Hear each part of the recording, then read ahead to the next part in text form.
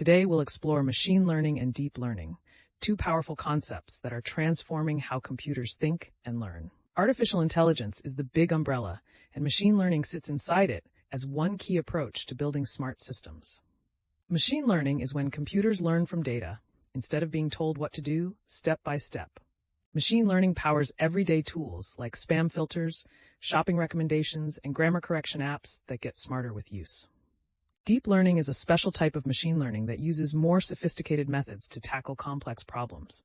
Deep learning works through neural networks with multiple brain-like layers that build up complex understanding from simple patterns. This powerful approach drives voice assistants like Siri, face recognition in cameras, and self-driving cars that navigate real roads. Think of it as a family tree where artificial intelligence branches into machine learning, deep learning, and other smart systems. To recognize a cat, we feed thousands of photos through layers that spot ears, eyes, and fur until the system confidently says cat. Deep learning transforms how we process speech, analyze images, and translate languages across countless applications. All deep learning is machine learning, but not all machine learning is deep.